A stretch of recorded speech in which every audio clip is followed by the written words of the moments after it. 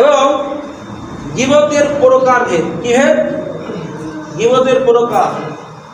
প্রথম নম্বর মনে আসতে বলেছি গীবতের মাধ্যম, গীবতের ধরন এবং গীবতের প্রকারভেদ।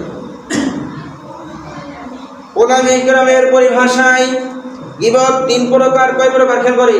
গীবত হলো 3 প্রকার। 1 নম্বর হারাম গীবত, 2 নম্বর ওয়াজিব গীবত, 3 নম্বর মুবাহ বা জায়েজ গীবত। প্রথম নম্বর কি বলেছি? হারাম, 2 নম্বর ওয়াজিব, 3 নম্বর মুবাহ বা জায়েজ।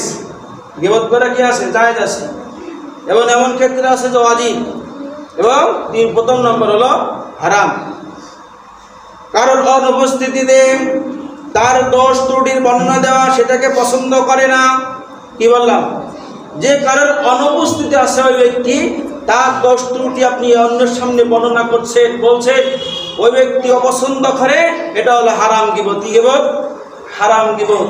এই হারাম গীবত যদি এই অবস্থায় আমি আপনি ইন্তেকাল করি, তাহলে আমার আপনার ঠিকানা জাহান্নামে চলে যাব। আমরা যত বড় আমরা বুজুর্গ হই না কেন, যদি অনুপস্থিতি কারোর গীবত করা হয়, দোষ ত্রুটি মানুষের বর্ণনা করা হয়, ওই অবস্থায় যদি আজরাইল আমার আপনার সাথে সাক্ষাৎ করে, ওই অবস্থায় মৃত্যুবরণ করলে মৃত্যু থেকে শুরু করে সমস্ত জায়গায় কি হয়ে যাব? ধরা হয়ে যাব এবং জাহান্নামে হয়ে যাব।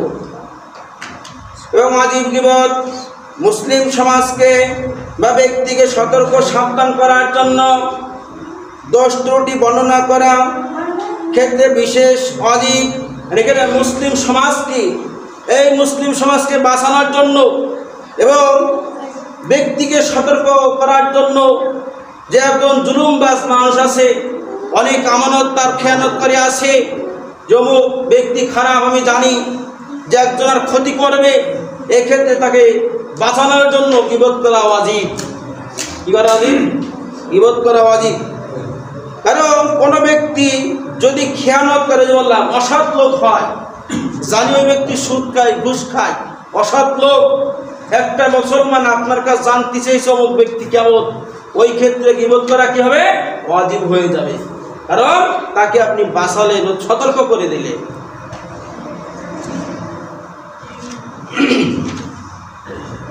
3 নম্বর মুবাহ বা জায়েজ গীবত।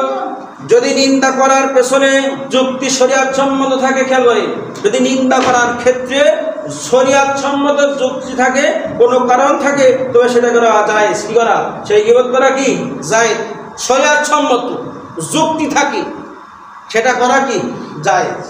যে আমরা তো গীবতের সংজ্ঞা জানি না বলে আমরা অনেকে যখন কথা বলি, বলে হুজুর মানুষের গীবত করছে, বলি না, বলে